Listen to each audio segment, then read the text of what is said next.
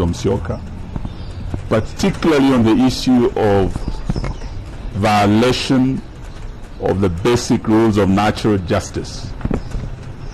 And he has said one of those basic principles of natural justice is that no one should be condemned unheard.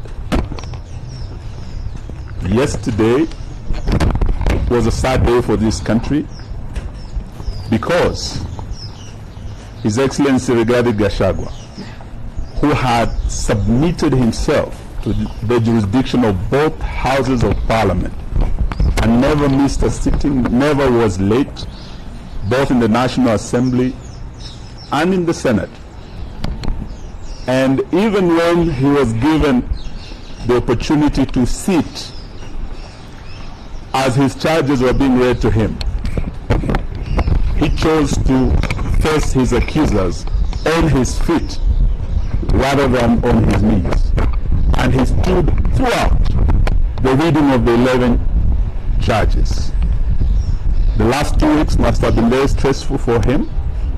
And as a human being, there's only so much stress you can take.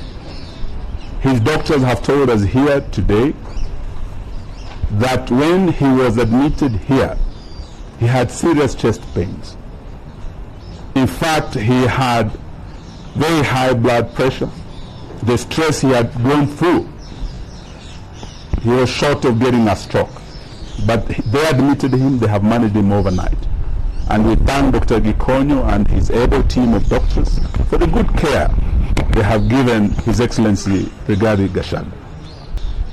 If we ever doubted that our parliament is under capture by the executive, a very overbearing executive, last night was our evidence.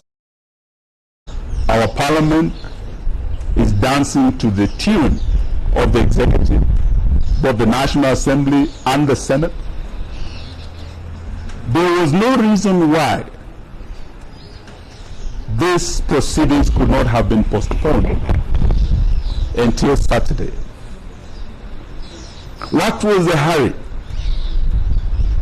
When Speaker Kingi withdrew to his chambers, what were his instructions? We suspect and we believe he was told by stroke of midnight, you must be done with this man. And that is what happened. The law is clear, the rules are clear. If they had a special committee, they had 10 days. We do not have a limitation for the plenary. Why was the Senate hired to crucify this man and bury him politically? All we can suspect is that Mutuse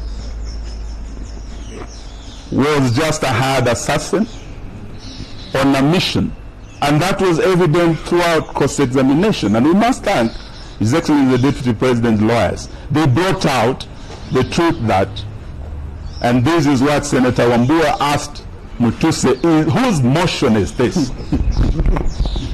You could tell he was not the owner of the motion. He was just a gun for hire, and through cross-examination that became very evident. But today, apart from the principle of a man not being condemned unheard, especially when he's on his back in a hospital bed, the second principle that was broken by the House is that you shall not be a judge in your own cause. The rule of bias is a very basic principle of natural justice. Both speakers of the two houses had been mentioned as shareholders, beneficiaries of an arrangement in Kenya Kwanza. They were interested parties. And one of them had in fact, before the matter appearing before him, Speaker Wetangula, I think, was in Machakos County, when he showed his bias on a matter coming before him, he had already pronounced himself as to what should happen to Rigathi Gachagua, who was going to appear before him. Open bias was shown by the Speaker, Wetangula, Deputy Speaker Sholei, Majority Leader Kimani Ichung'wah, the Chief Whip Osoro, and there couldn't have been a fair trial for Rigathi. So today we want to say this, that as a country we missed an opportunity to showcase that we have one of the best constitutions, not in Africa, in the world, the most progressive. Last night it was being tested. As a country under the rule of law, we should have respected and observed the two principles, fundamental principles of natural justice, and we let our country down. However, all is not over. As His Excellency has said, our last line of defense is the judiciary. We pray and we hope, as His Excellency's team appears before court, they will do justice. And this is what the Senate should have done. They were not politicians last night. They were jurors. They were judges. They should have been fair. They should have allowed time for Gachagua to defend himself. But this will be a basic ground upon which I believe the decision of the House can be invalidated and justice shall be done. This, we want to say thank you to our senators. Our leader in the Senate, Senator Wambua of Kitui, I think captured everything Azimio stands for. Our leader in the National Assembly, Honorable Robert Mbui, spoke for all of us as Azimio. But their counterparts in ODM spoke a different language. So today, we can no longer pretend that we are like-minded. On impeachment, we did say this was not a priority for Kenya. Kenyans have more serious issues.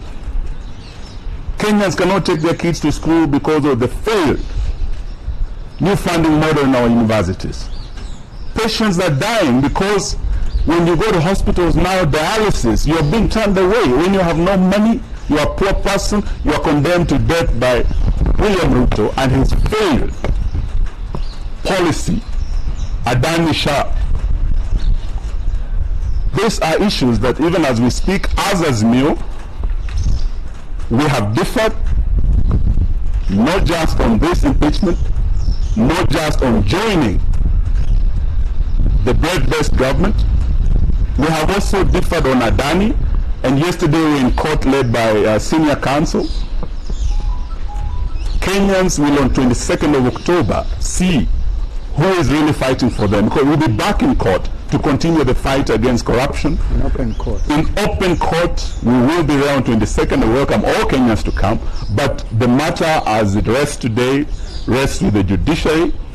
Is the last line of defense, is our only arm of government that has not been captured, and we pray to God, because between this nation and disaster is the judiciary. That is our shield and defender. Thank you.